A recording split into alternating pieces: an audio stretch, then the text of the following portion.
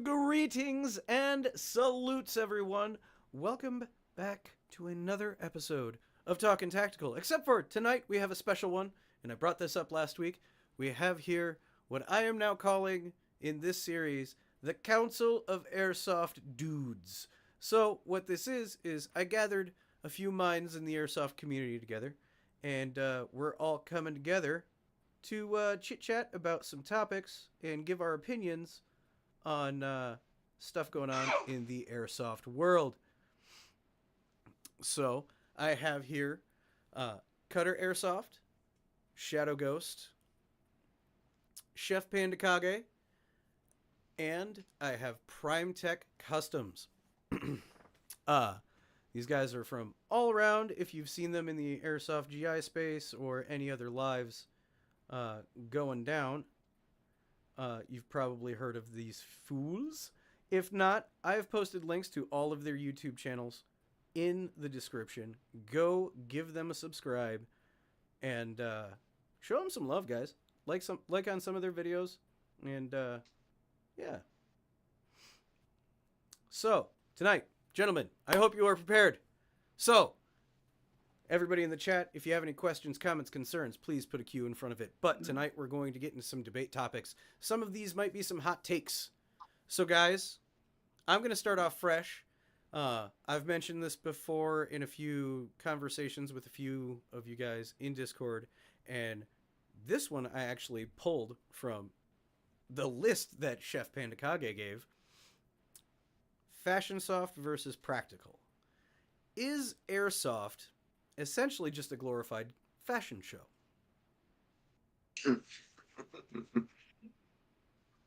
Hmm. Uh, I after getting into airsoft for a very short amount of time and going to the different fields and watching all the different gameplay videos, and see everybody dressed from $4,000 or so worth of milsim gear all the way to somebody in a banana suit with an AK-47. Uh, yeah, it's cosplay dodgeball is what I called it, and that caused a fight on a live stream a few years ago. uh, some milsim guys got really upset. It's not cosplay; it's military simulation. Yeah, that's the same thing, bro. Yeah, and again, that just spurred on the debate a little more. But uh, yeah, I think it is. Nobody goes to a car show in a 1987 Plymouth Voyager. You know, so whether your loadout is milsim or you're going for a specific look or even something comical, yeah, it's total cosplay with BB guns. See, I have to say, for me, I think it depends on the player and what they're going for in that type of match. I mean, if you're going for a real serious milsim, I've seen where your gear really does need to be on par, and it is very practical to what you guys are doing out there. If you're looking at like a 4 day, 40 hour something out there rucking it, and you're with a hard team and you need to cooperate with each other, your gear could be part of how you're going to win that match in the end. But if you're going out to have a fun day weekend and that's the way you play, well, then it's more of a fun, almost LARPing type situation. I think it has a lot to do with the player and what type of match you're playing. Okay. Okay. I wholeheartely agree with both those points. I mean, if you're going to a 4 day Milsim event, going as a banana or a maid just ain't gonna cut it. But like, I don't know if anybody's taken a look at Tactical Leia or Airsoft Has Means, like Instagrams or even their channels, but they've done the Milsim West Insurgency games, and they roll up basically looking like 1950s, like straight out of Grease style looks, and I love that aspect of it. I mean, Yes. yeah, Ghost, like you're totally right. You know, like hands down, real practical gear will win the fight at the end of the day in those situations. But if the theme is like, I went to an op called Red Dawn, it's very much what you would expect from the movies. We had Rust 4 kitted out completely. Everybody was looking good. And then on our side of like this half militia, half like actual like military people. Like we had 50% that, you know, they did go for that nice like green camo, and the other half were just like, yeah, we were just in civilian clothes, just trying to like pretend that, you know, hey, we're the like those down to earth guys. It's just like, yeah, here I am with my lever action rifle type of situation. I think both has a place in it. Yeah. Definitely. Wolverines. Yeah, yeah, I'll have to agree with like Chef, and I mean, I kind of mainly agree with everyone like here that put in, you know, their own 2 cents of it. I prefer the term to add to Cutter. I prefer the term military cosplay, just so there's a bit of dignity that is in the milsims, right? You're still cosplaying because like you're still, you know, you're dressing up to replicate what you've seen or what's put out there, you know, in terms of like, you know, military teams and such. So Uh, mill play. Yeah. Mill play. I don't know. I'm just gonna stick with the two term just to kind of give a little bit of separation and dignity. But I mean, like Ghost said as well, depending on the gear that you like, the gear that you wear is, you know, practical to what role you're trying to play, whether it's in a team or uh like Chef say, or like a type of event where there's a Hmm. specific type of like timeline or story to where, like, you know, you gotta dress a certain way Yeah. in order for you to kind of really, you know, experience the event 100%, right? Yeah. Yeah. Whole and you know, I agree with all points. I personally think down the community it is a complete 100% 50-50 divide. Um but when I kind of think about um and yeah, it does really depend on your play style and what game you're going after, but I when I kind of think about the whole um fashion soft as you might call it, when you go to even milsims and people are just sitting there and it's kind of like a flashing of, oh yeah, this is cry and this is cry, this is cry, I'm wearing like $3,000 worth of kit right now, and you know, I bought all real steel stuff to put on my replica, and it you know, and it does this and that and that. My question is cool, you look great, good job, do you know how to use any of it? Like how much time have you dedicated to practicing with that gear? Exactly. Like, yeah, it's cool that you spent all this money to look really good and have like kitted out stuff that you would see real operators wear. Um, Yeah. but how much have you put, and how much is it really worth for you to put that much money into it if you don't know how to use it? Like, why go after the fashion soft just to flash the cash? Where it, I think that is kind of detrimental to just showing how expensive it is to new and upcoming players to be like, oh, I'll never be able to get that cool stuff. Like, Well, that's kind of like with my car show analogy. mm-hmm. You know, some people do roll in with the Bugattis and the Lamborghinis, and it's just that's a whole nother tier, and that's cool. It's a cool car. You brought it to the car show, but you know, it built over bought. I guess could also be Yeah, an analogy. yeah, and I also agree with that. But it's also like, when do you stop taking it to the point of just being a fashion show and actually becoming practical with it, regardless of your event that you're going to or special dress up conditions, of just that's where I kind of think of fashion soft. If you guys all kind of get where I'm coming from. Yeah. Oh, totally. I see where you're coming from. I've had fun with sometimes being out the field and pointing out somebody that you can see walking out in this really expensive gear and they have no freaking clue well how to actually apply it out on the field. And you're like, watch Mhm. this. This is going to be interesting. But I think as long as you're having fun, If you're Oh yeah. having fun, put on all that big stuff and going for that, then hey, cool, go for it, bro. If that's what you want to go for, have fun. If you're having fun, as you know, Chef said, as a tactical banana, then hey, dress up like a tactical banana, man. It's the game's meant to be fun. No matter Oh, what, in the end of the day, we should all be having fun. wholeheartedly. It is just for fun. I just like I kind of looked at it from the perspective of like I was as a poor child growing up of like, yeah, that's cool, but I'll never be able to have that. Like it just kind of for some younger people, it's kind of a knock when the price tag hits.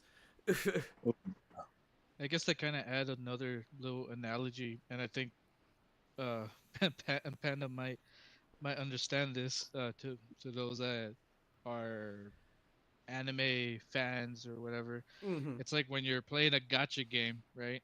You know, there's the whales, and then there's the free to play guys, Mm-hmm. right? Mm-hmm. Yep. Hmm. It's almost the same concept where it's like, oh yeah, you know, the whales are the guys that are rolling, you know, freaking 30 to 50 trying to get that pity, right?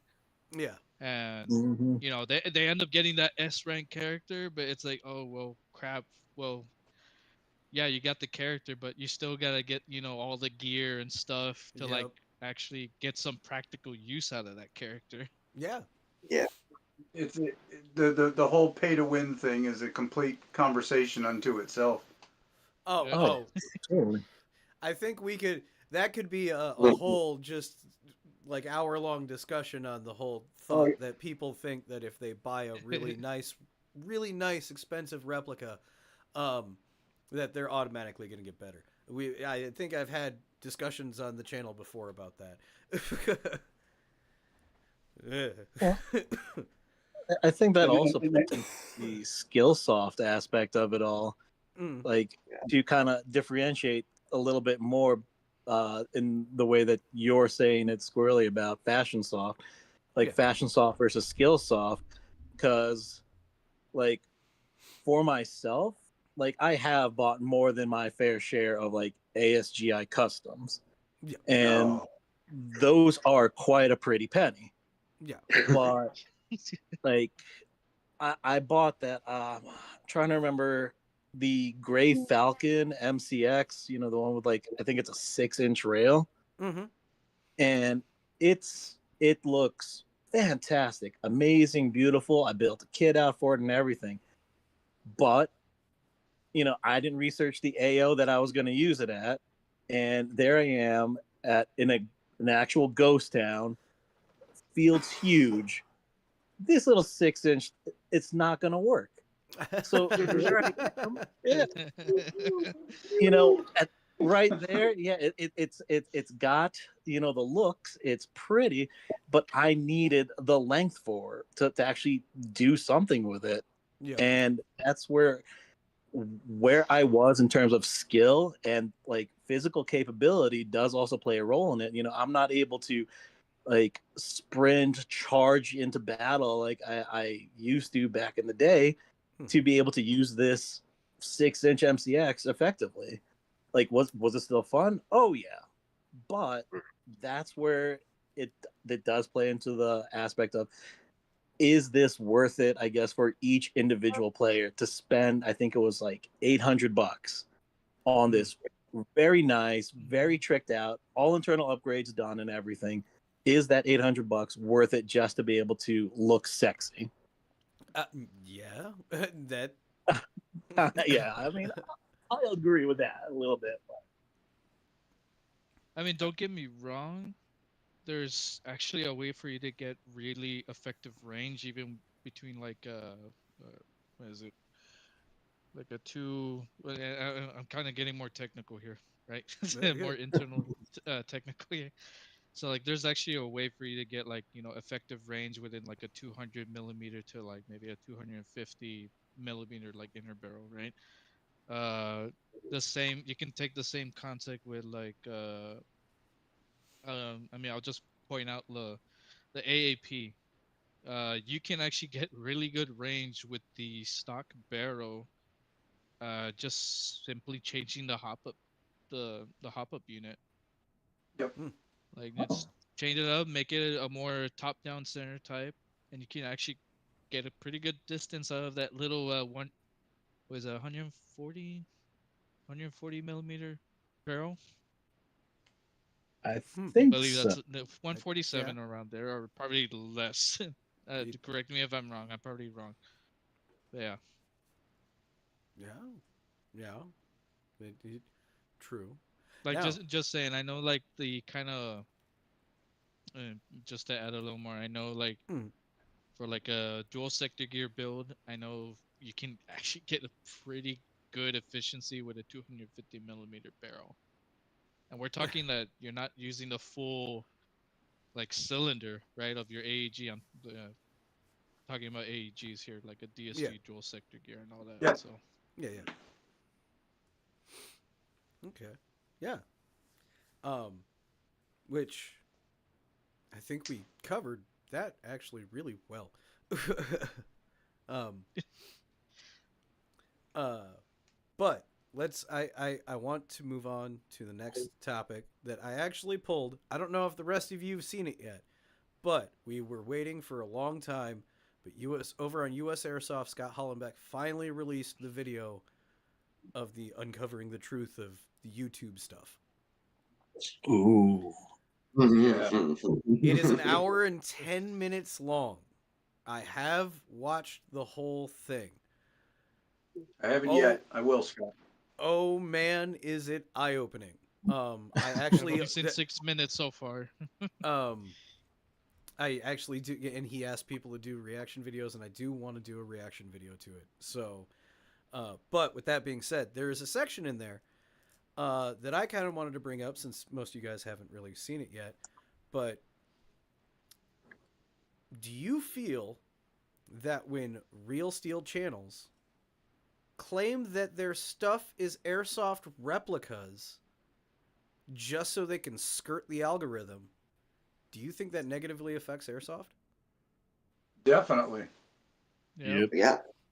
I Yeah, mean, I know. 100%. It's just using a bad thing with our name in their mouth. You know, that being airsoft.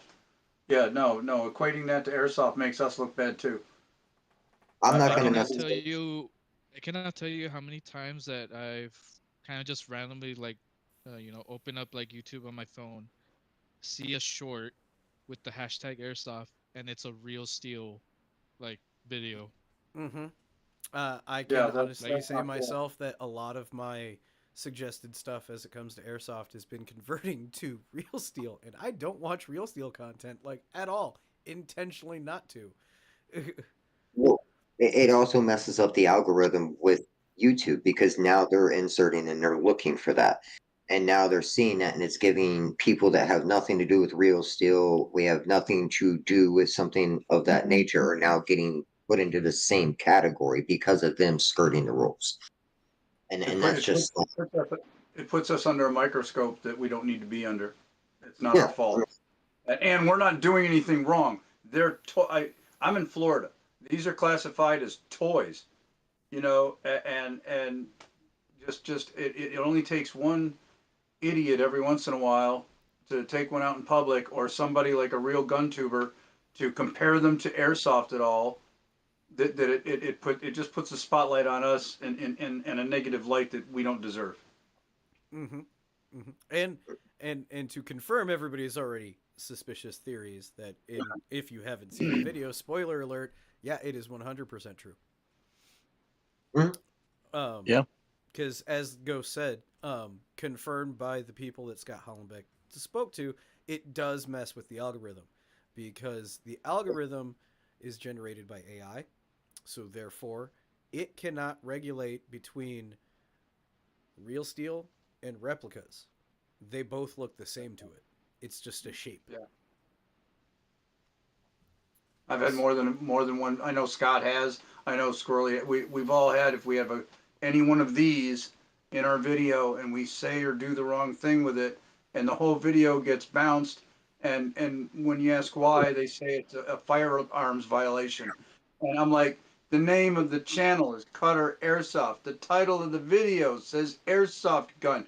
What else? There's a disclaimer at the beginning that says everything in this video is airsoft. Nothing in here is real. They're Well, toys. to me, anytime you're skirting the rules to do something, then you're already telling yourself you're doing something wrong. Hmm. I mean, that should just tell you right there that if you're having to mislabel a video to get it onto Airsoft, well, then you're violating Airsoft's terms. I mean, YouTube's terms. That's all it.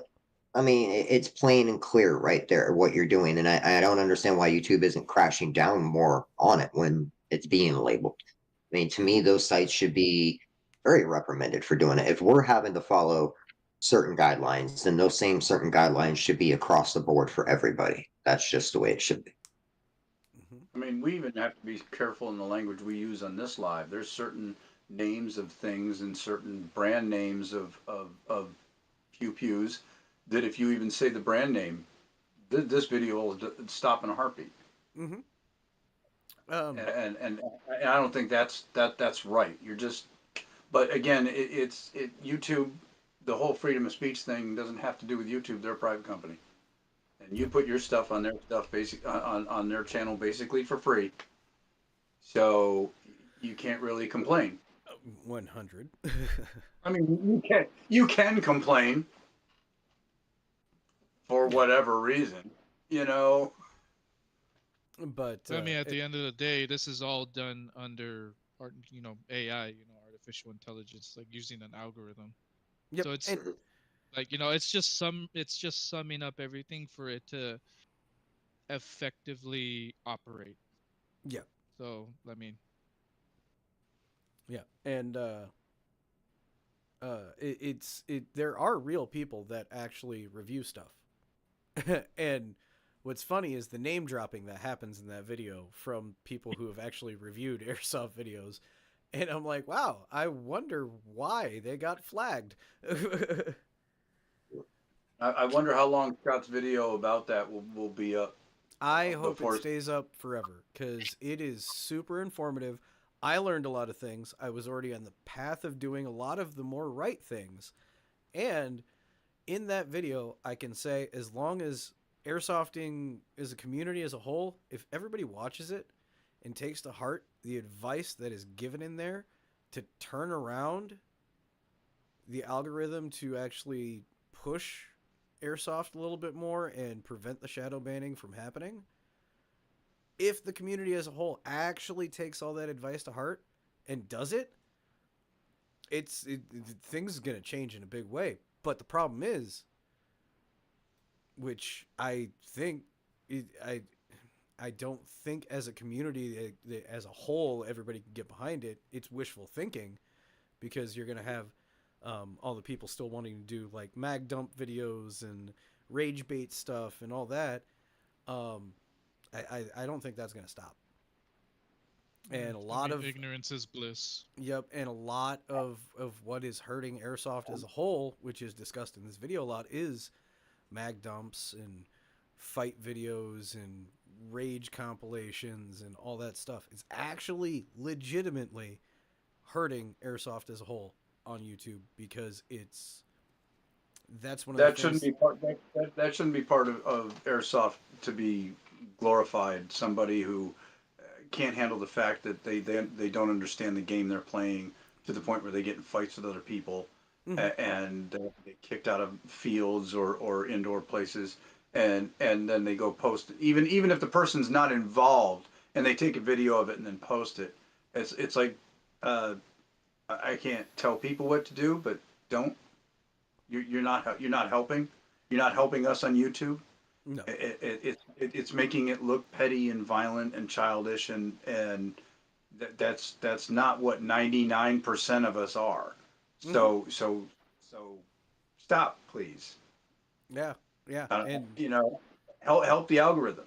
Everybody should cross subscribe to everybody. Everybody should push for other people to subscribe to other channels. Like Squirrely, you do your highlight of a certain YouTuber and you put their links on and you push it. I think we all need to do that to all cross promote each other yeah. and just do a big push for both more subscribers and get those subscribers to watch more than 50% of the video and hit that like button to get us in the algorithm so that more people see us and they see the better airsoft videos, I guess you could say. And with you saying my monthly shout outs, obviously if you guys are regulars of the channel, you've noticed I have not done one of those in a very long time. Literally because I have not been getting pushed at all any new YouTubers I think I might have been the last one.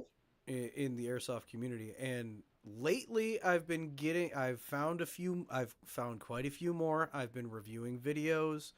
I do want to get back on my monthly shout outs again. But again, it's YouTube.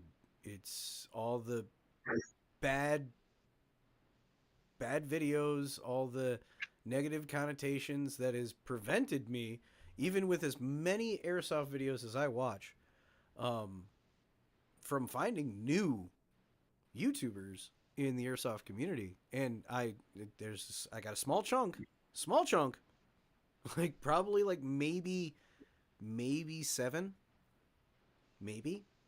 And, Wow. And I'm talking Jeez. people sub 500 subs. Hmm. I And only have like 250 right now, and but I haven't. and with these and this is even after me siphoning out like meme softers that do the rage baiting and mag dumping and stuff like that. Because I've, believe it or not, I've come across probably like 10 or 12 of those. Yeah. And it's made me legitimately mad. But hopefully I shall be getting back on that because I found a few new guys or gals. Who knows? But I'm going to hopefully get back on that because that's one thing I agree, Cutter, is like the community as a whole needs to all step up, be better, and perch each other up. Like this, which kind of leads me into the next topic of where we think airsoft is going as a whole right now, because I've seen this specific thing is airsoft growing or shrinking? And in different lives and other discussions, I've seen everybody go both ways around it. So I would like to get your guys' opinion on where do you think airsoft is going currently? Is it booming? Is it getting bigger, just quietly, or is it kind of maintaining, or is it shrinking?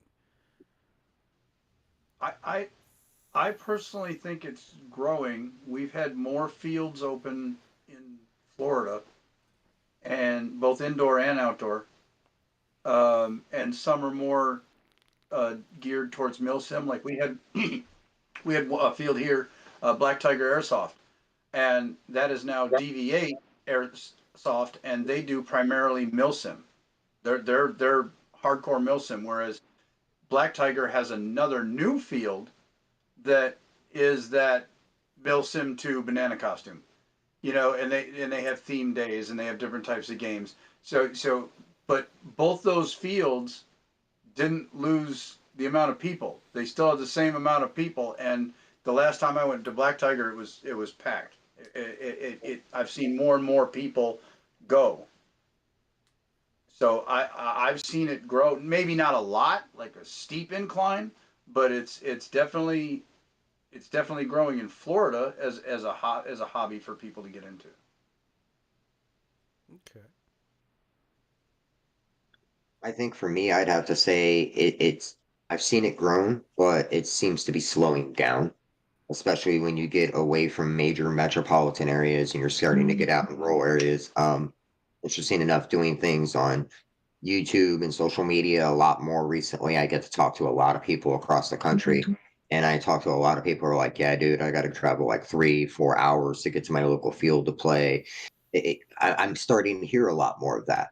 Um, where I would like to see it go is, I'd like to see eventually some kind of represented sport or a league nationally. come forward out of this. So you're seeing it in Europe, you're seeing it in Japan, you're seeing it in other areas. I think US is we're right on the budding of needing to do something that, and I think that would actually help push the sport a lot more is to see it getting pushed a little bit more nationally on a that type of level. But unfortunately, right now, I mean, I've even seen it with some of the companies talking about it. It's like the sales have hit a certain level and plateaued, and I don't want to see it plateau. You know, I'd like to see it go farther. Agreed. Well, here in Utah, I think that we're actually kind of in a both situation. We've definitely seen a huge rise in interest, and a lot more stores have opened up, and they've been talking to a lot more areas in order to make official fields and not just like, oh, hey, can we use your land for the day type of situation. But in on the other side of the conversation, I've noticed that a lot of people have the I guess the negative viewpoint due to the perceived entry cost into the game, where we are getting the fantastic AEGs and gas blowback pistols and even affordable plate carriers, chest rigs, like all the gear that you need. We are getting that, but I also think that that's coupled with the demand because one of my local stores, we stopped by there a couple months ago and we were just trying to check it out, support our locals. And they were saying that they have a hard time moving some of their more like mid to higher end cost stuff, but those nice like new like Specna arms, like $150 $170 range, like they flew off the shelves. So a lot of new players were coming into the game, but once those were gone, they didn't have as much business as they thought they were going to get long term with that $300 AEG that's just perfect, amazing out of the box, get you going, last you a long time, but it's just not right in that perceived price range that people want. Yeah. Mm-hmm. Yeah. I I agree that I think airsoft is not a super expensive hobby, but it is not a cheap hobby to get into. Um, And it's a rabbit hole. yeah. Ve- So It's a I money pit. That's what that is. yeah yeah, and I do agree with you that that is a hindrance to the growth of airsoft is the cost to entry is it is steep. I mean, we Even constantly tell people when they ask what does it take to get into airsoft, and we say what's your budget. That's yep the first thing. That's the almost first thing I add. And when I say what's your budget, I'm not just talking your gun. What's your overall budget? Because you need iPro, you need BB, you need a battery, you need blah blah blah blah blah blah blah. You need certain things to be able to really start to play, and that's why one of the biggest things I've heard people say is go rent first. yep Oh yeah. You might Oh get yeah. you might get out there and not like it. You might get hit a bunch of times and think it hurts too much and not want to do it, which fine, understandable. But rent first. The people that I see that they dive head first in and buy all this stuff and then they go out and then I've only seen them on the field once. yep You Mm-hmm. know, and it's like, what did you do? yeah. So Prime Tech, what's your take on this? Is it growing, staying stable, shrinking? How, especially for your area? I know it is. This is. Yeah, Go ahead. Sorry. yeah, and I like everyone. I think I've been just from my perspective. I've been seeing obviously like more. It's been growing on like the East Coast. In my area, it's kind of staggering at this point. Kind of trying to keep itself afloat. Mm. Um, and I'm only speaking of my my local community because my nearest field is about maybe 2 to 3 hours away. Yeah. So I'm same boat, buddy. two to Two and a three half hour, hour two drive. to Two and a three half hours hour drive. away. There, there used to be a field that was, someone a lot closer that was probably like an hour and a half, which honestly isn't fine if I'm from Texas. So if you're from Texas, you're gonna be hitting the road a lot. Yep. And honestly, an hour and a half is almost nothing. Yeah. Like you can literally put on a podcast, listen to it, finish it off, and then you're probably like you've already gone past like 3 or 4 like cities. Mm-hmm. Um, that aside, I mean, that field that was a lot closer, unfortunately, due to the owner's like personal health, he had to kind of shut down that field. Mm. And we had like a local like here in my little city, we had like this local little ranch where we do like little skirmishes every now and then. And unfortunately, because of you know inflation and all that, Oh, they weren't able to keep the little ranch open, so they had to close mm. their doors. So there goes our little test area.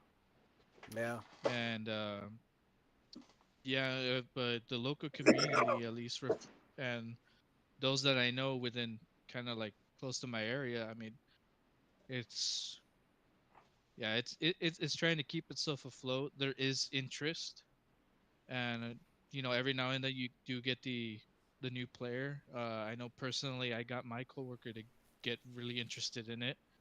Mm. Yeah, I managed to play a couple games with him, and I mean, recently he's been asking me, "Hey, when's the next meetup or whatever?" Yeah. I'm like, well, we're gonna have to You plan got a trip, bit. my buddy. Like, He got just say bit. just say one weekend and we gotta go. I'll pack it up. Yeah, man. And I I really think that this whole topic in itself is really region specific, especially in the United Mhm. States, because we all know globally airsoft, minus the countries that have, you know, deemed it bad in a way that they're stuck to Nerf guns and gel blasters. Um but like as a whole, airsoft is a booming thing globally. But for me, here in the Midwest in Iowa, I feel that it is growing, but in a stagnant pace because there's no new fields. There's no like, dude, we have like two airsoft fields. Both of them are 2.5 to 2 hours away from me, and it's yeah, I've seen numbers grow when I go to Central City. I've been to like I've seen impressive numbers at Central City for as small of a field that is. It's a 7 acre field outdoor, and I've gone to game days there where it was like 85, 90 people. And Jeez. yeah, those are great, awesome, fun, insane games. And I'm seeing a lot of newcomers, but I'm not seeing a lot of returning newcomers of when I did go to the field. Uh, Like I've seen people come out on their first time and they get a bunch of rentals, but I don't see them again. Like I don't go every game day, but the ones that I have gone to on a regular basis, I see the regulars, I see some new people, but I don't see the new people more than really once. Mm. well, I do think you, as veteran airsofters, when you do see new people that are obviously new to it, if they seem like they're reluctant to approach them, help Mm, them, because if you help them and they see it as an open community, they're going to come again next time, and next time they might bring a friend, and that's how it grows. Everybody jokes about the 12 to The 14-year rentals. old birthday party that shows up, that are all rentals, and some people scoff at the kids. It's like, well, you don't need to scoff at them, you need to teach them, because they're the one that's going to keep it going. that's right. That That's is mhm. right. right. They're the next to in gate. I think gatekeeping in anything is ridiculous, and that's how a hobby dies. It's Yeah. just, if you don't allow new people in, or you discourage them through your actions or attitude, then yeah, you're like, oh, why doesn't anybody come out and play anymore? Gee, I wonder why. Yeah. Yeah, and Yeah. honestly, it's those positive like actions, interacting with like the newcomers and all that, that are more memorable to, like, I would say, like some of the veteran hobbyists and of this sport, right? Mhm. Like one memory for sure I remember, is it was a night game out of town. Personally, it was my first night game, so I had to get a tracer and a flashlight. I didn't have a lot of yeah. And I remember there was like a group of there's these like three kids, and they were siblings, like three brothers and all. You had the smallest, and the oldest, and you can tell the oldest was familiar with like the play, like how to play and all. But if his siblings, they were a little nervous, uh, and you start noticing like who really is the newcomer, because aside from like age and can't really, uh they won't kind of move up to the front lines, so to speak, Mhm. right? Like, and though, and I remember like I was kind of like, usually I'm, kind of like, how like you need to be like, spatially aware and all Yeah.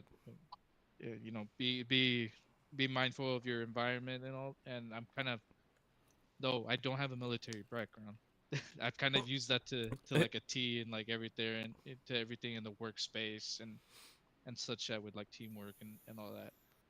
And I pay attention to the small things, and I noticed that they were kind of like not moving up to like certain areas, because all these people were like, getting hit, calling hit, or coming out and coming back to respawn and all that. And I was like, hey, you know what? Just follow me or stick close to me. If I go down, you look to where I got hit, like try to trace where the fire came from, and you try to lay down fire. I'll respawn and I'll come back and get you. Come back and get you. That way we can get in a better spot. Yeah. And yeah, like those are really fun. And he started to enjoy it.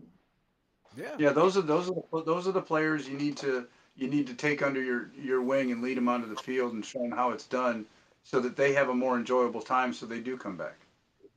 Yeah. If And they just walk out there and don't know what to do, and nobody's showing them, and they're just continuously getting shot, that's not really a lot of fun. no. Yeah, you gotta take the initiative. Yeah. Yeah. And I've helped people with I've helped kids with their gear. I've helped them with fogging issues.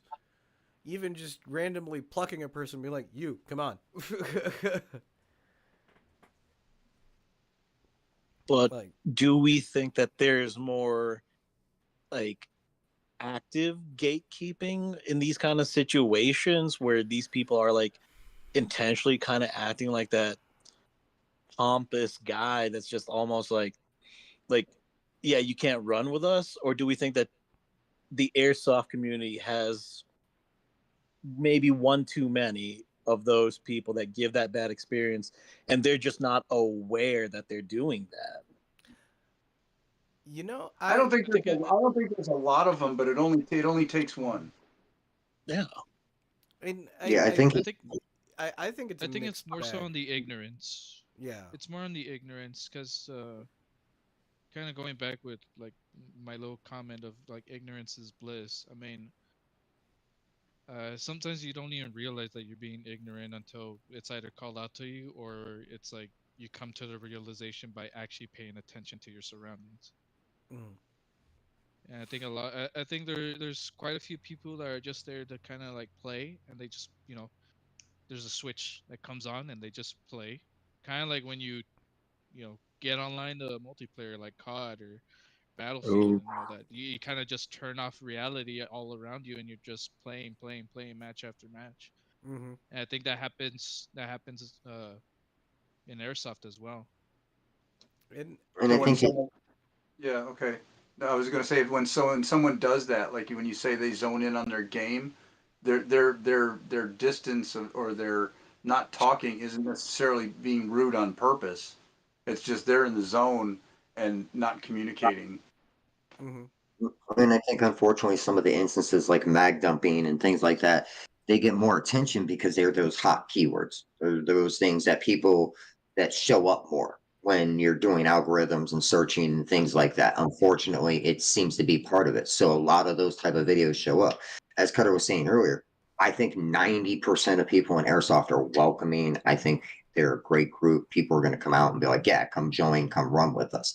But it's that one person that ends up being the video that keeps getting replayed and replayed and replayed. And that's the crappy part of it. It's I want to say it's like a mixed bag of gatekeepers.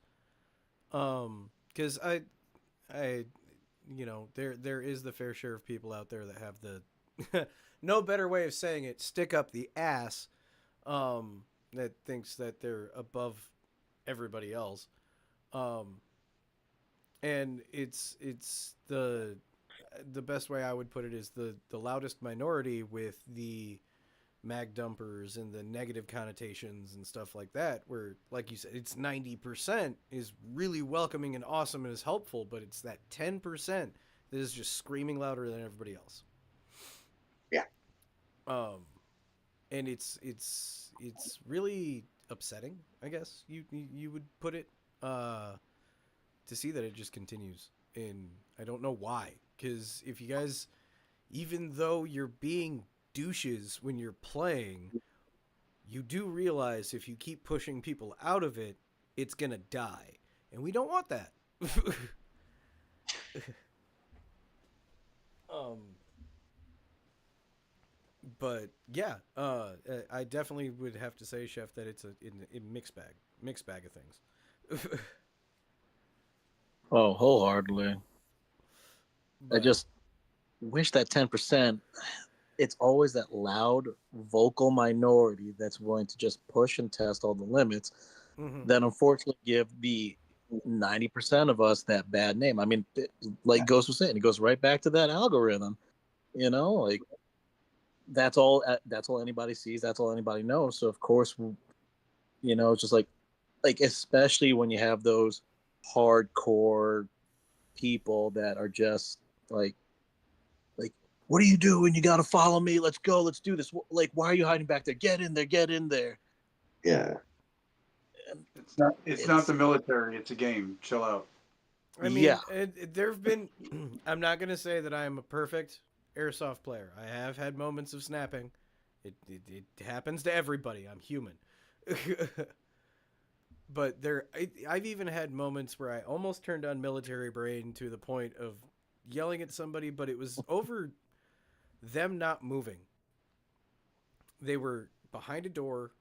They had their dead rag on, and just because they were in a cross section of fire, they were too afraid to move. And I was trying to get them to come out of there. It was like, dude, you're fine. I'm standing here. I'm not getting shot. Let's go.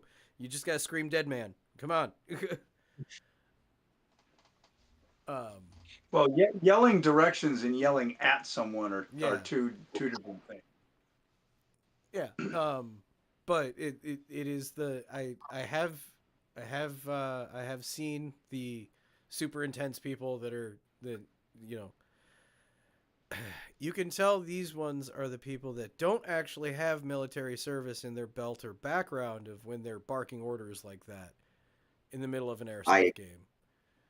That I totally agree with. 90% of the guys that I've seen screaming, yelling, and barking orders when I've in between a match or something, as you're sitting back chilling before we go into the next one, it's like, oh man, where'd you serve? Oh, I haven't served, but I watched Platoon. Uh-uh. Okay, bro. I've seen Gotcha. Black Hawk Down. Yeah, yeah. You're like, I okay. played Call of Duty for 3 years. Okay. what do you get, man? I've been prestiged.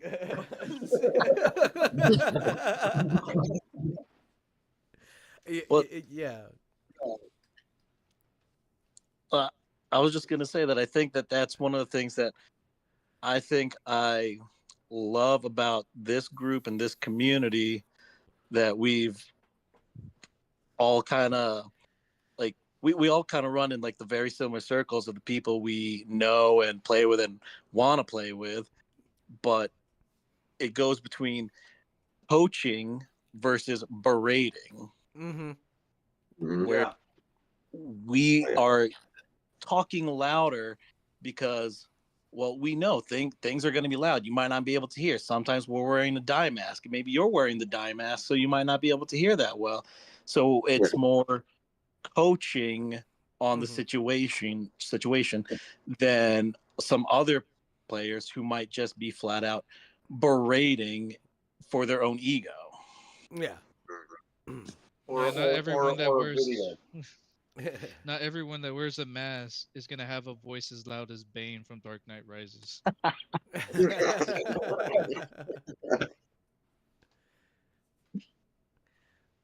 um. I was once told there's a difference between talking loudly and screaming. I'm Yeah. talking loudly so you can hear me. I'm screaming at you because I have emotion. There's two different things. And some of the guys out there are just screaming. It is not anywhere near necessary. It's like, man, just Yeah. relax. You're going to be the reason that some small kid doesn't want to come back out here and play. Because who wants to come out back out and play with the big screamy, scary guy? Yeah. I mean, that just it ruins everybody's experience. And it's have fun, man. Yeah. And it also like depends on like what type of event style you're talking about too, because uh, I have seen different levels of that. I guess the barking orders, like in the middle of a milsim, if it's your legitimate squad and that's how you guys work, fine. um, whatever. But when it's complete and utter strangers or other people on your team in this massive number group of people, cut it back a little bit. Like, Well, it's one thing if it's established beforehand. Like if you sat with your squad and you're like, "Hey guys, this person's a squad leader. We're gonna listen to them in this match. This is how we're gonna follow it." Then it's completely one thing. But when I have this rando running up to me, go, "I'm undercover, we're under fire." What? Whoa, whoa, whoa, bro! I don't know you. Let's chill out and relax. yeah, yeah. There is a way to approach those situations without getting all screamy and barky. Like I've always established, like especially in the middle of firefights and stuff or games, um, where yeah, I always take to heart the speak loud enough for everybody to hear. You know, and when I give orders or directions, I get louder, but it's not screaming. Um, and like Casper actually just popped in on the chat. It's the same reason that fights happen. Like when you're Yeah. Mhm. super amped up all the time and you're constantly screaming, somebody's just gonna lose their shit. Hmm. Takes it out of it. And Hmm. again, to kind of go back to that algorithm thing and how to help grow airsoft and how those videos don't help because let's say some 12-year-old, 14-year-old kid says, "Hey mom, I saw airsoft video. I want to do that for my birthday. Can we do that for my friends for my birthday?" Mom goes searching airsoft videos and comes up with a mag dump rage fight video at airsoft and goes, "Oh hell no." So now not only is her son not going to go, neither are his friends Hmm. because that opportunity's now been removed because that video may be seen. And again, it's that 2% that puts the rest of us in a bad light, and but that's all it takes. Yeah, So yeah, and I can give warning to people who've never played airsoft with me. Sometimes in the heat of game, I sound like I'm being very angry, but I'm just being direct because even in the middle of an airsoft game, when I'm having a good time, it's just hard to turn off that go here, do that. well, the adrenaline gets going, Hmm. you know. And for anybody who has played with me, like Cutter, Ghost, um, anybody in the chat, Jason, and they've been around with me on the field, is yes, I am direct, but it's easy to understand. Of like, okay, let's go do this. It's not yelling, screaming all the time, unless I am far away from you. Then obviously I'm going to yell at you.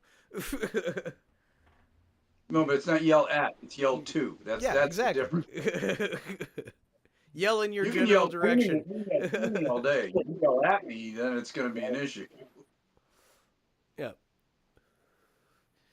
but before you know, we've been going at this discussion for about an hour or so, guys. It's been amazing, and I'm glad that you're all here. And I know everybody is from everywhere, but there is one other topic that I wanted to get into due to also the fact of I tech stuff myself. Cutter's a tech, and Prime Tech Customs is also a tech. But we all know globally, airsoft is shifting to gas blowback. Oh, Do you think that this wave will eventually hit the U.S.? Because it's starting to look like they're trying to push it. Yeah, because not just our friends at Airsoft GI, but I have seen other major wholesalers that are pushing gas a little more, and I think it's because even AEG companies like Lancer Tactical, for example, they're starting to make more. I mean, they started making gas blowback pistols, and now they're starting to get into the glass blowback rifle thing. So I think there's a push towards that, and part of that is people like the realism. They like the realism to real firearms, either for training purposes, playing purposes, just the whole the action of it over over an AEG. But Okay. will it wipe out AEGs? No, I don't think so. I think they will get more popular, and I think there will be, like you said, a wave. But Mm-hmm. I don't think it's going to knock AEGs out altogether. Oh, I don't think it. And now with this, I'm going to caveat that I don't think it's going to knock out AEGs at all. But take this as in the sense of like it has taken over most of the rest of the world of airsoft outside of the U.S. of being the predominant use. Mm-hmm. AEGs are still around with everybody else, but the predominant use, like the number one go to for the majority. Honestly, the way I've been seeing it, and just from the circles that kind of I'm in, um, I think it's more the reason that it's shifting to gas blowback is because we're seeing the repetitive release of a version 2 or version 3 gearbox for AEGs. Mm-hmm. And like really There's no new innovation. AEGs are pretty much at the pinnacle of how far they can how far they can be in performance, because even though the technology has been around for more than probably like more than a decade and a half, we're starting to see brushless motors, and that's about the only point I'm gonna give to Specno Arms, is they are the first company to ever release a mass produced AEG with a brushless motor. Though it's not the best one, I'll say that it's not the best one. They are the first, but as the staff over at Airsoft GI, made the announcement, is further releases of the Lancer Tactical Gen 4 will be having a brushless motor. So now we're starting to see that trend kind of happening, where it's like kind of the same way how like we were trying to get the standard to change from Tamiya to T plug or Deans, Yep. as most would recognize it Mm-hmm. as. Yep. Like we're Yep. starting to see that with some of the internals. Okay, you know what? People are asking for CNC machine gear sets instead of the typical metal and molding, MIM style like gear sets that we're seeing Mm-hmm. almost always with any AG that you buy, even the $300 mark ones, VFC. Uh, uh, ooh, he went like there. we're starting to see CNC, and now we're starting to see, oh, you know what, people are installing these things called ETUs. You know what, let's try to either make our own, or let's just sign up with the biggest name out there for these aftermarket parts. That's why everybody's releasing a, oh hey, look, this is a Gen 2 with a gate in it. I have my personal opinions of gate, but I understand why almost every single company is signing a deal with them. They're seeing how like it's going to be less of a hassle for a consumer to want to upgrade, quote unquote, their AEG or take it to a tech when, hey, you know what? This thing's already got it out of the box. Yeah, Yeah. I was going to say the same thing. Is they're stepping up their out of the box game because people they can make really pretty guns, but if your internals are garbage, it kind of says something about your company when people are buying your guns to gut them. You Yeah. know, it's like Yep. okay, we gotta step up our game because that's going to give us just a bad name. And not to point any fingers, but they learn on their Gen ones. They learned about it, and they had to carry that curse for quite a while. And there's still people that bash their name. I think we all know who we're talking about. But they're Gen twos, Gen threes, and now Gen fours, and pistols and their gear and they've gone through the roof and I think Lancer Tactical is turning out some fantastic stuff now because they listened to the players. They said your QC is garbage or your parts are subpar and we're having to tear this out and replace it right out of the box. So we like how the gun looks, but we got to tech it before we can even play with it, and so they've gotten better and better and better, and other AEG companies have caught on and are doing the same Yep. because they realize if they don't have it good out of the box, then people either don't want to spend the money to tech it or they don't want to tech it themselves right out of the box. They want to be able to And play I with it. and just to add on to like what Cutter is saying, I'm gonna call him out on this. You know, two companies that come to mind immediately, and I'm pretty sure y'all have seen Airsoft GI's tier list video, right? No, oh yeah. Uh, yeah, the two brands are KWA and Crytek. Yep. What did KWA came out recently with? Oh, they came out with a Ronin T10 with an ETU, their own in-house ETU. Yep. What's the latest Gen 3 Crytek? What does it have now? It has their own ETU. Mhm. Yeah, they haven't. There are some manufacturers out there that their internals are stagnant. They're not doing anything. I mean, they're making new models of guns, but they're still using their same and tried and true internals in some cases. But they're not. They're not making any strides to do anything different or to better it. And just Yep. putting an ETU in it doesn't do it all the time. No. It doesn't cut it.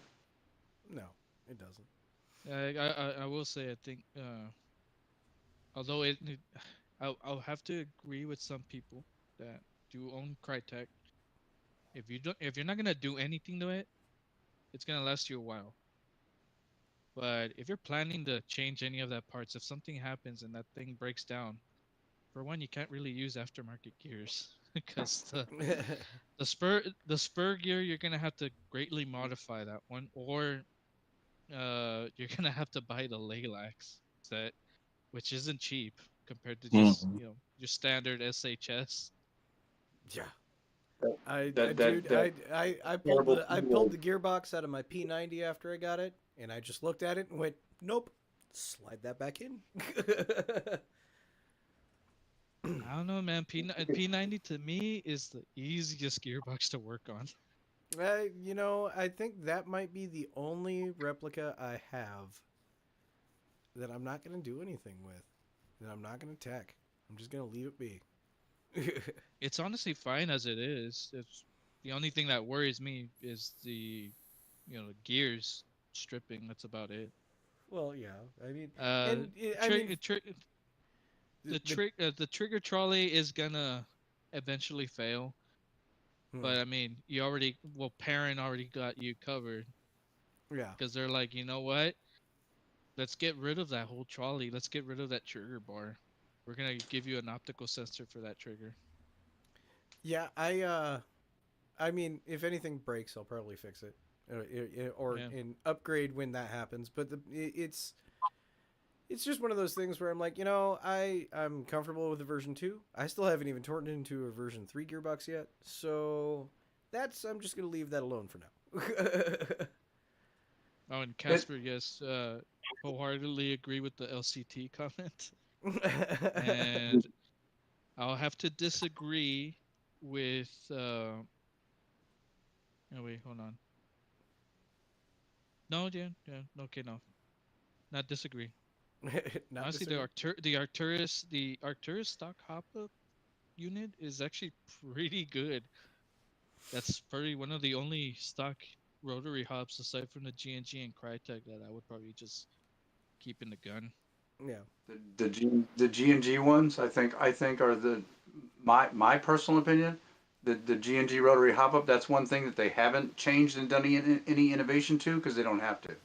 It's one of the best. It's one No, of the best stock ones out of the box, in my Yeah. opinion. But I think because that's it what's already acts referring on back. yeah, it's one of the only like kind of stock ones that actually kind of utilizes the top-down center like pressurizing for the nub.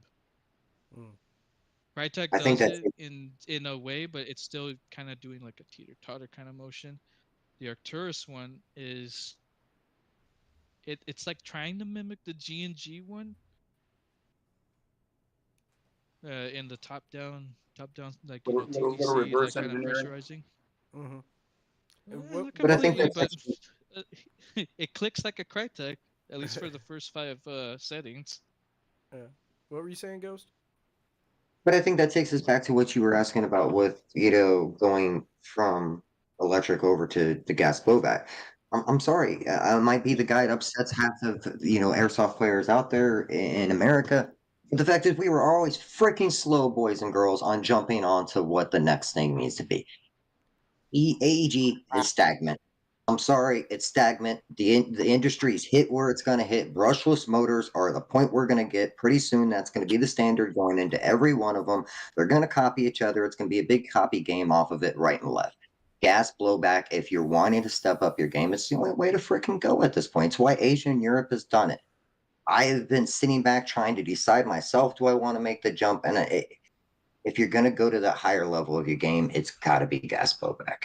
And it feels like every time they try to introduce something new over here, everybody wants to drag their feet about it over here and make that jump. And it's like, guys, stop. The jump's already been made for us. Let's just do this. It is great platforms. It's more realistic. We play airsoft because we want it to be realistic. So why would you not want to push it to be more realistic? I'm Trying to gonna put be me at a honest. I'm on the fence of a VFC SR16 gas blowback, and I'm Mm-hmm. looking at the Arcturus SR16 I have. That's an AEG. I'm like, you might be up, you might be off the wall there if I jump this. Say bye Chef, bye to all your little accessories. I'm sorry, baby. That may be going to someone else. Chef, how do you feel on this gas blowback situation? I think it has a lot to do with the culture within airsoft itself in terms of AEG versus gas blowback, as well as the performance of AEGs themselves and performance of gas blowback. Because Cutter brought up, one of the comment that he said, Crytek is easy to upgrade, HPA it. But I do know that one of the negative connotations with HPA has been those Magdum videos that we've all seen, where you get these guys just point blank mag dump a person with an HPA like loadout. But I also think that AGs, yeah, it is stagnant. I mean, even if you're doing any upgrades yourself, what exactly are you really aiming for in upgrades? Like rate of fire, trigger response, like as much accuracy as you can get out of it. But it's like within our own airsoft culture, like, yeah, we're gonna jump onto the next bandwagon, but at what point is it basically all of us kind of copy and pasting each other too? Like not just the companies where they made the 6.03 inner barrel like standard. They've made the rotary hop ups like standard. The ETUs are standard now. Like where is going to be that Hmm. next level that we're just going to end up being stagnant on? And when are we going to be comfortable with saying, you know what, yeah, I'm happy here, I'm okay with this. And, I do agree with Ghost, like there is a certain sense of realism that we do want. And gas blowback may be the key and answer to that. But we'd also have to shift our mindset of how we normally want to play. I mean, if we're increasing our rate of fire to like 35 BBs a second, but these magazines are only holding 40 rounds, I can't just spam the trigger. No. I have to learn trigger discipline. I have to learn how to actually like reload in the middle of a firefight, what to do so I'm not running and gunning. Like it's a to me a big difference in kind of how we currently play as an overall community, because I'm sure that we've all seen those videos where you've got these operators where it's like, oh yeah, we took this Navy SEAL and took him out airsoft and look at what he did. But at the end of the day, that 10-minute video, he's still getting hit with all his training because it's a different mindset that airsoft have versus that actual like life or death survival situation training. And that's where I'm also just kind of, hey, I got these 40 rounds. Is the community going to be able to adapt to that?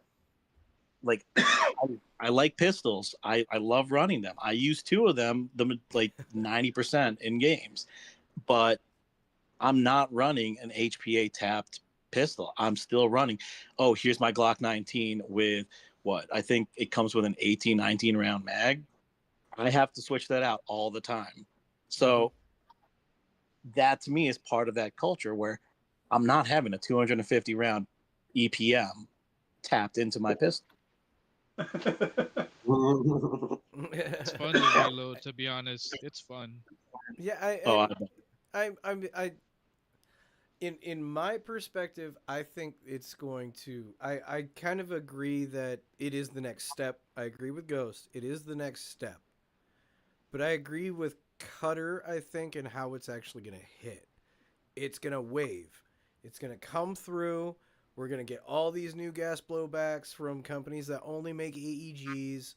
Because Lancer's now coming out with one. Arcturus is coming out with one. We're going to have all these new gas blowbacks. They're going to have a huge push, but it's only going to wave and it's going to stop at a point. And then we're going to stick with what we know because we're stubborn Americans and we like our AEGs. And also it's the 250 round EPM capacity thing. Triggers, because people just like laying BBs downrange. And also, I think the big hindrance on it, the biggest hindrance on gas blowback that it's not going to overtake, but it's going to have a good chunk move in, is cost of entry. Yeah. Because gas blowback alone, just for most of the magazines, because most of them are proprietary, but cost alone on a magazine, you're looking between $50 and $75. I mean, that in and of itself is almost a gatekeeping thing. But I think the gas blowback wave will. I've seen an increase in more milsim interest. So I think the gas blowback wave will follow that. Because they want the more realism in the milsim. So the milsim, I think the milsim crowd will be more that culture, like Chef was talking about, that's going to absorb that wave. They're gonna be the cause of that wave more than just your pickup game guy on the weekend. Yeah. You know what I mean? The pickup game guy on the weekend, I think, is what's going to keep AEGs alive, and also a lot of indoor guns are either AEG or HPA. They're a mix. But yeah, I do think GBBRs will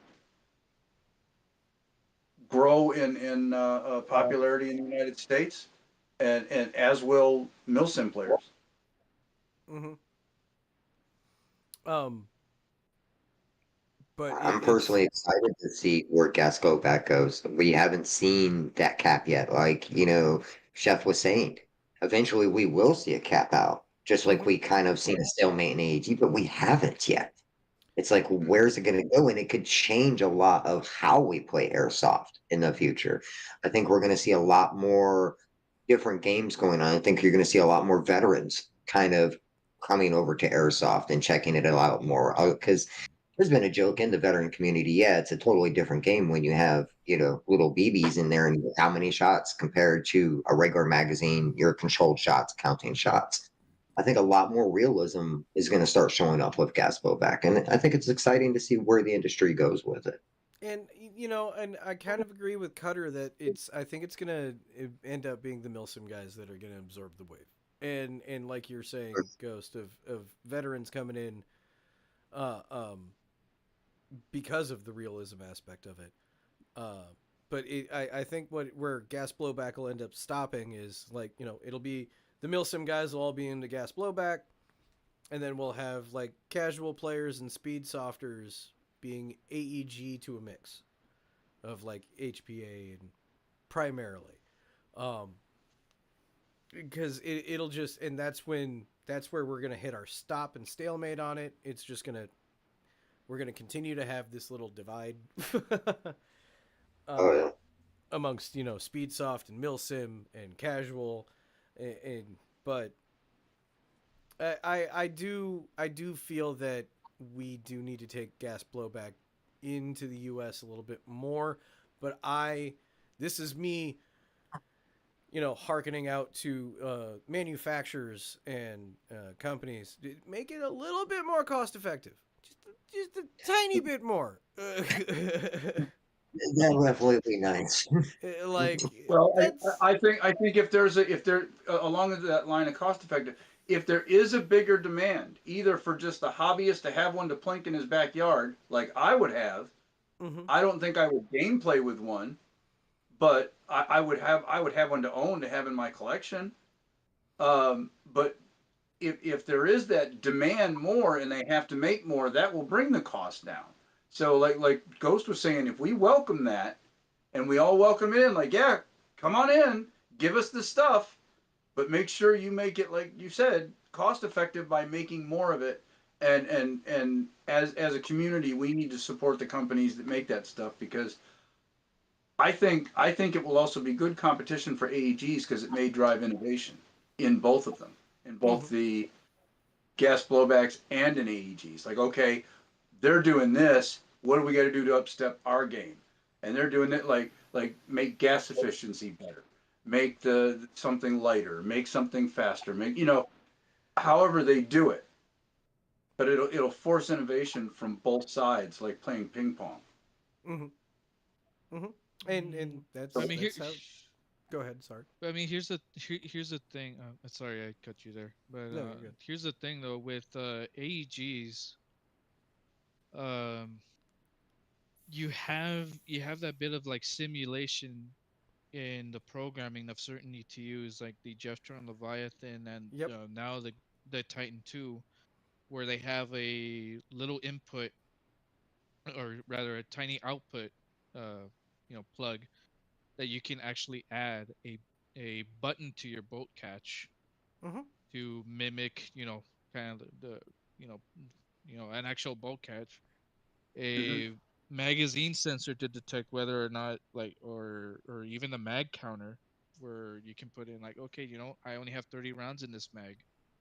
Okay, you're gonna have to, you know you know you're gonna have to, quote unquote, reload, put it back in, and push that bolt catch button in order to, like, tell the ETU, all To right, reset it, put in a to new reset. mag, I've reloaded.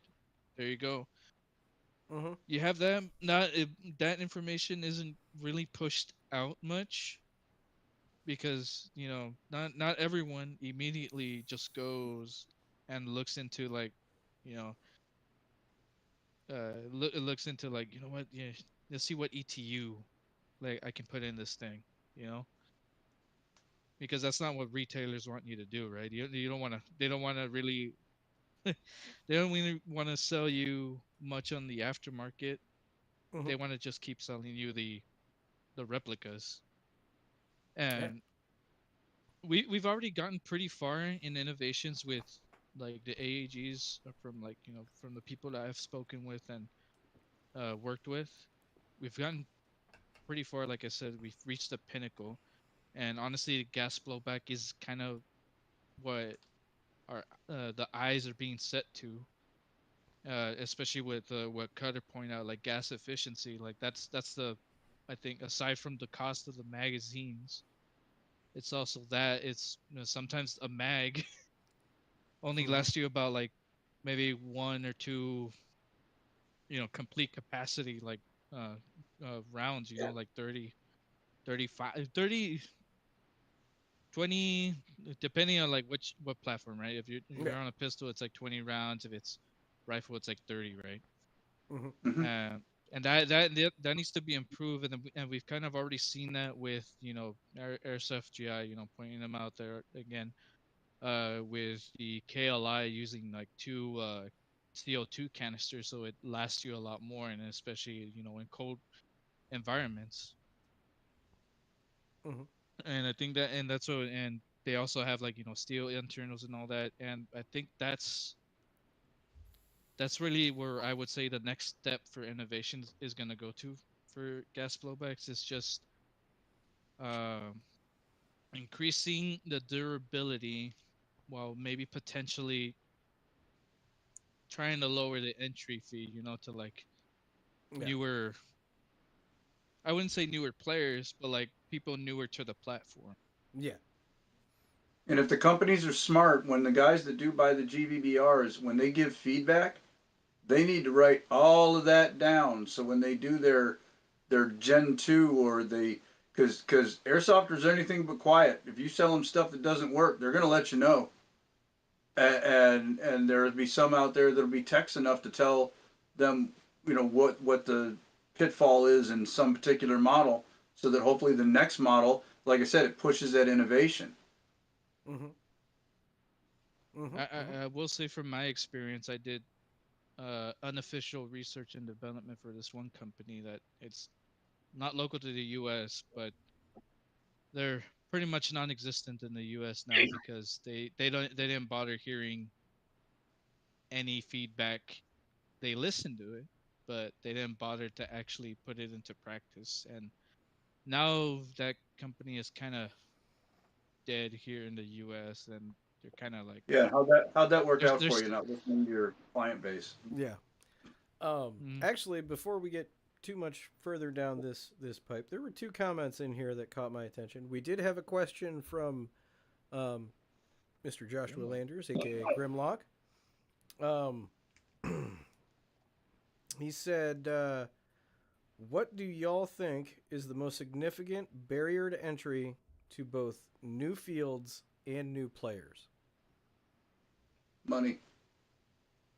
New fields, I'd have to say money, especially when you look at the requirements of insurance, permits, liabilities, equipment to get up and running. Money can be a very significant hurdle to get over. yeah. Mm-hmm. Um, I definitely agree. Money, money, money, money. But I say money because there have been multiple times that we've been in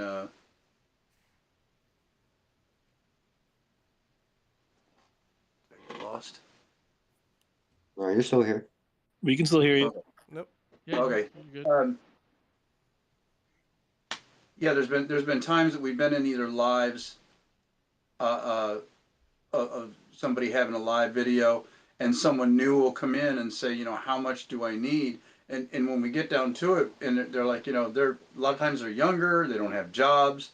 Be like, well, save your Christmas money, or ask your mom or dad, or at least rent, at least take Mow a what money you couple have. lawns.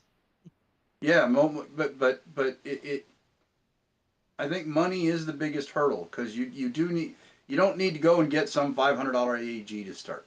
You can start with a lower end AEG that works just fine, at least to teach you the basics of everything, and then you learn from other people of what it is you're going to want to build onto your own loadout that will work best for you. Mm-hmm. But all of that takes money. You know, a chest rig, iPro, batteries, gloves, all that adds up. I mean, you can fill a cart with a bunch of $20, $30 items, and all of a sudden your cart at the bottom is $400. It's not hard to do at all, and that can be a little daunting, especially to younger players. Mm-hmm. And as for the field aspect of it, because that was part of the question, I've known a few people that have talked about coming up with fields, and one of the first things I try to warn everybody is one, check your zoning, check the area that you're at, check with your local community before you open anything. Two, check into the insurance and the type of liability that you're going to need to cover on your field. That's all going to start costing you money in the long run. Then you start getting into putting it in, getting the weapons or the replicas that people can rent, the gear they can rent, all this kind of stuff, everything being added together. It's a very big, daunting price tag to get a good field up and running. As hard as it is, everybody's like, well, I've got this farm property out here. I want to, that's not necessarily going to make an operating, productive, profitable airsoft field. There's a lot more to it. And my biggest thing is if you have a local airsoft field, support them. Go out, participate, find out what you can do to help them. The more you help them, the better your field is going to be. Mm-hmm. 100%. Yep. I wholeheartedly agree. To do a Oh, big push of everybody that watches this video, the next time you go to play airsoft, grab a friend and take them with you that doesn't play. Yeah. yeah. Oh yeah. And Double the participation in one weekend. I mean, hmm that alone would help a field. I mean, a friend, or even like for those that have jobs that do this like every now and then for every other weekend or so. Hey, tell your coworker. The most friendly coworker that you're with. Hey, you want to check this out? It doesn't. It doesn't cost much, if anything, or if you're someone that has a lot in your collection. It's like, hey, you don't even have to rent out. I'll loan you something and you try it out a bit. You like it and you want to go on your own. Hey, check out what they offer for the rentals. They'll go ahead and rent it out. If they like it, they'll continue on. mhm. And y'all are gonna have like the best of conversations when you get back to work. Yeah. I mean, I got Ghost into it. Yeah, my first time playing, I was loaned a weapon by Cutter. I admit it, and everybody's like, "Really?" I'm like, "Well, I wasn't gonna just jump in and buy an expensive and go right off the diving board. I wanted to find out if I liked it." Now, of course, I haven't seen the other end since. Thanks for that one, by the way, buddy. But there's ways to be friendly and get somebody else into it. Yeah. And tell them it's a game. It's great for just getting outside and doing something in the sun other than sitting in front of a screen. hmm Yep. And with all that being said, the other comment that I saw on here was when we were talking about gas blowbacks, we were talking about veterans getting into the sport. Casper dropped in here, unpopular opinion. Veterans can be bad for airsoft too. I Ah, Yeah. I'm yeah. I'm Casper. I'm kind of curious to a further dive on that. Uh I'm gonna stand back on this. I have no. oh, dude, don't like no No, Gators have an can no, opinion. no, no, no, like I'm Hold down to on. hear this. Hold on. Let me get my snacks ready. I want to see this. Hold on. He's got the popcorn. He's just going to sit back. I Shots mean, fired. it's one of those things where it's like I can confidently say 4 of the people on this panel are veterans. I think the first thing we all veterans here will wholeheartedly agree with, and I've had to explain this to a lot of people. Veteran does not mean necessarily good person. Correct. Yeah. Yes. It means that you served in the military. I'm not. I know people are like, oh, Ghost, you said that. No, well, I'm sorry. This is the truth. I have met dumbasses in the civilian world, and I've met dumbasses in uniforms. I think Not a lot. not everybody that works at Dunkin' Donuts is nice. Yeah, I mean, But I have to say, it depends on, just like anybody else, it depends on the person coming in to play the game. I've seen veterans that show up and it's like they are militaristic. Mhm. They try to make the game like they're back at the service.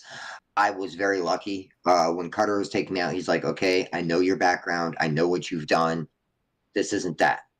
Have fun today." And I was like, "What do you mean?" He goes, "Different play, bang, bang, bang, with sticks and guns in the backyard when you were a kid." I was like, "Yeah, of course." He goes, "Go back to that." Oh, Yeah. cool, fun times. This is the dark version of that. Yeah, and I kind of clicked to that. But I've unfortunately seen the other side of it. I think it's just like anything else. It depends on person. I've also seen guys that had nothing to do with the military that have sat back and played first person shooters at home and come out and try to run the field like they're playing Call of Duty and screaming at people.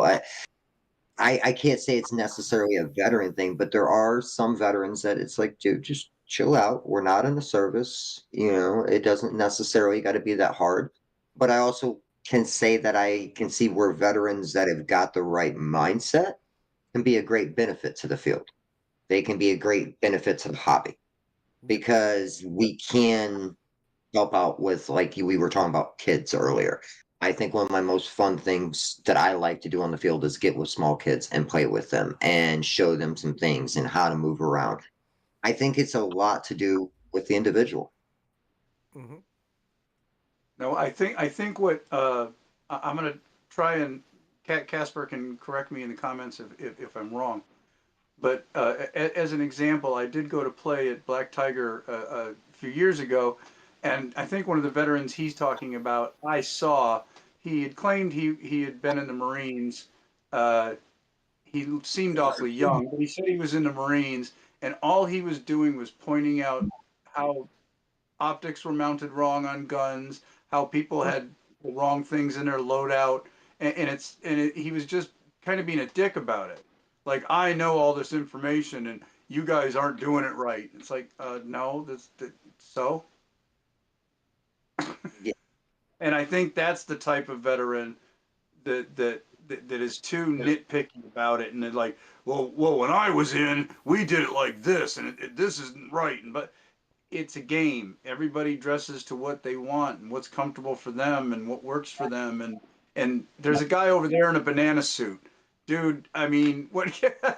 And just because you were good in the military doesn't necessarily mean that you're going to be great in airsoft. I'll 100. be the first person to point out this is two different worlds. We don't do things the same way we did there. And I've met veterans that come in with this cocky attitude, like they're just going to dominate the field because they happen to be a veteran. I'll tell you right now, I've been stung many times. Those BBs sting. I mean, this is part of the game.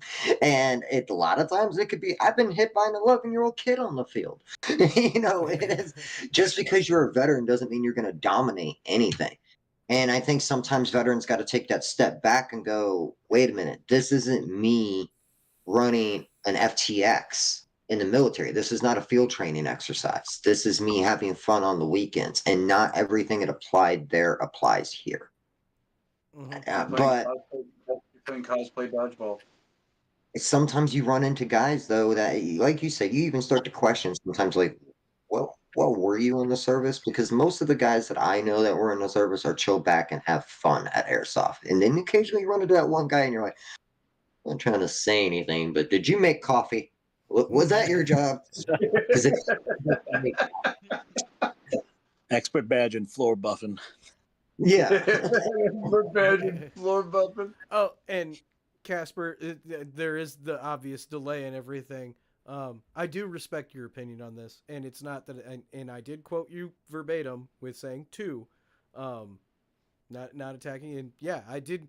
Seeing that comment, I did want to bring it up, considering how many veterans are on the panel, because everybody has differing opinions. But like Ghost said, I do agree. It does depend on the person, because I've personally also met my fair share of veterans that are not good people. Yeah.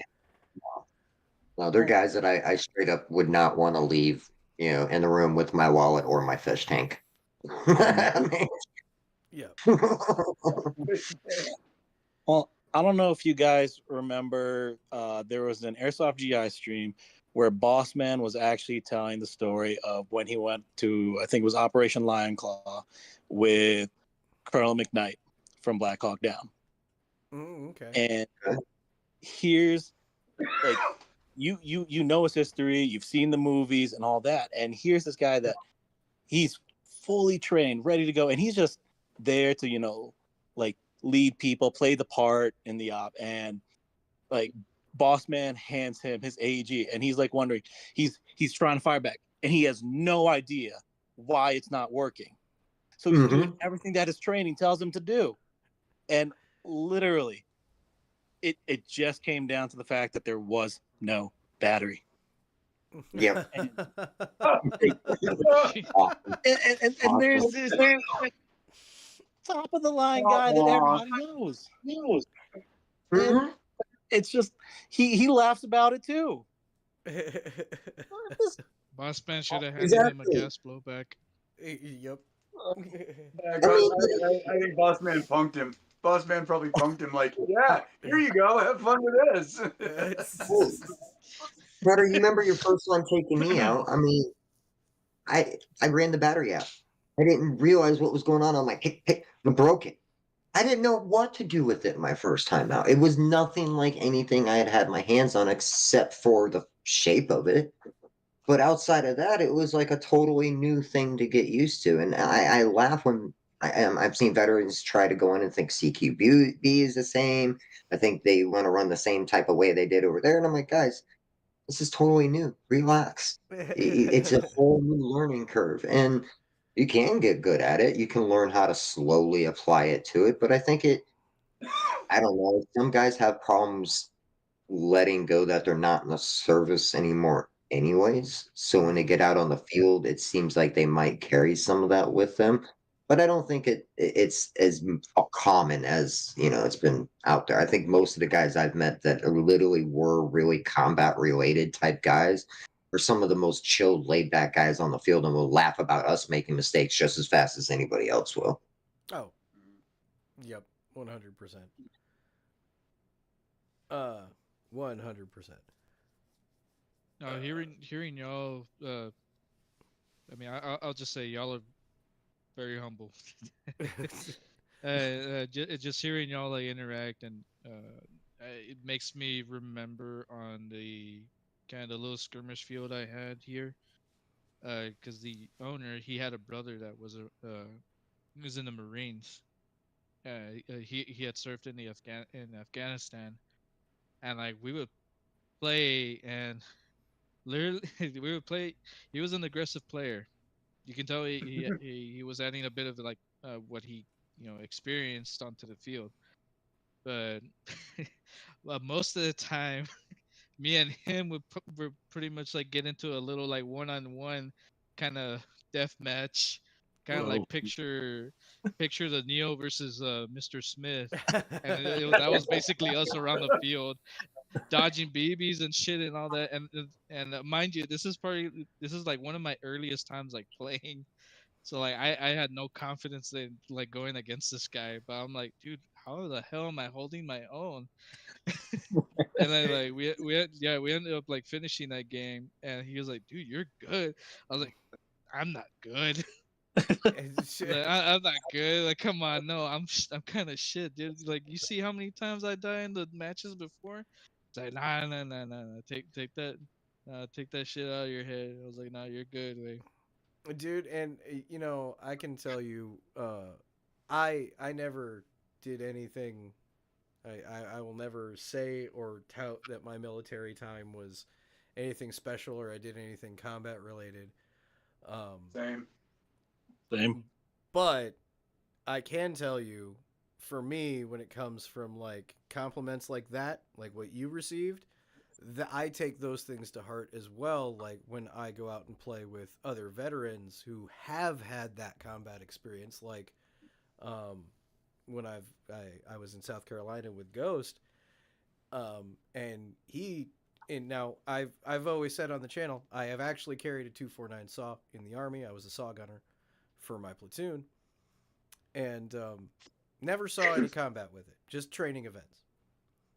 And so I never really got a good gauge on if I did a good job. I would hope I did the whole time, but when I went out and played with Ghost, somebody who's actually done some stuff, and he complimented me on how I handled myself with a saw, I took that to heart. Like when guys that have actually done some shit come up and tell you that you did good in especially that spot where you didn't have your confidence, dude, good job. Same. Golf clap, Prime. Golf clap. Yeah. Yeah. And I think Ghost, you did say it earlier. Like you yourself, like you've been tagged. You're not perfect. You're Oh not yeah. amazing. Oh yeah. I mean, definitely. I've been hit many times, and I've had to take things that I was taught in the service and realize 90% of that, toss it out the window. Hmm. It doesn't work. It doesn't apply in airsoft. And people are like, "What? What'd you just say? I want you to teach me tactics." Sure, I can teach you how to clear a room. Doesn't mean it's going to keep you from getting hit by a BB. And a lot of it just doesn't apply No. wholeheartedly to airsoft. So I've had to learn and adjust from it. But I'll be the first to tell you, I get smacked all the time when I play. I get shot. That's part of the game. I mean, it really is, and that's what's fun of the game. If I'm not being challenged, I'd be bored by now. Yeah. And I've like in a couple of times where people at the field have talked to me, about military time, and they've asked me why I get hit so much. I was like, because I'm not. This isn't real. I'm not worried that those are bullets.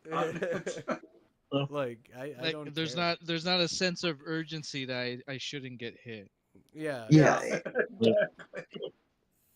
if that was the case, believe me, there's other ways we could deal with it in real life. It's not real life. We're Yeah. playing a game. Yeah. It's. I can even say I had to unlearn some things when I got into airsoft. It's just because that muscle memory, it never goes away. Nope, never And does. there's some things I'm so glad that they burned into me, like not flag my buddy, because I don't know how many times when playing airsoft, somebody crosses right in front of my freaking barrel. I mean, that becomes like a number one thing at events, and I'm like, ooh, ooh, ooh, ooh.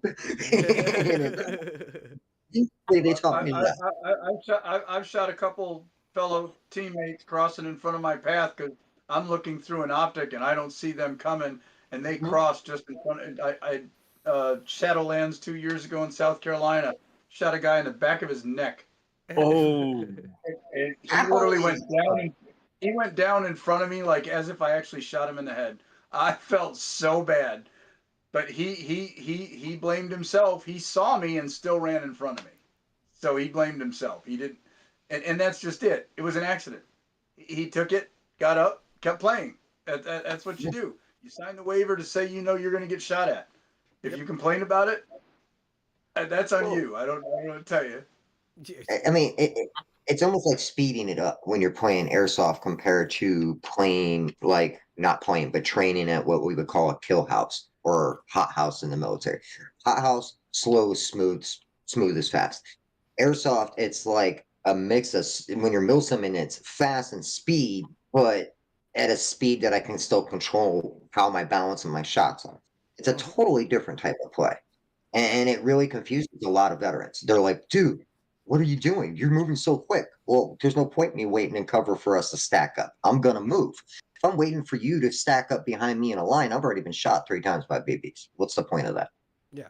It's too chaotic. To stand still makes you a target. Yep. Exactly. It's not the same thing. It's not the same application. Yep. Yep. Yep. Yep. Yep. But, whew, I think, guys, this is where we're gonna wrap it up. We've been going for almost 2 hours now. This is probably one of the longest live streams I've had. But first off, I want to thank each and every one of you guys for opening up your schedule and hopping on here and having this conversation. I thought this was a blast. I hope you all had a really good time. it's been great. It Definitely. was awesome. Good. Thank you for the opportunity. Yeah, Oh. anytime, guys. And I do want to do the Council of Airsoft Dudes on a pretty regular basis, and they wouldn't be like a weekly thing, but if you guys ever want to hop back in, just pay attention. I'll put it out when I'm looking for volunteers for another panel. If you want to hop back in, I would be glad to have any one of you guys again, and we'll change it up each time with different topics.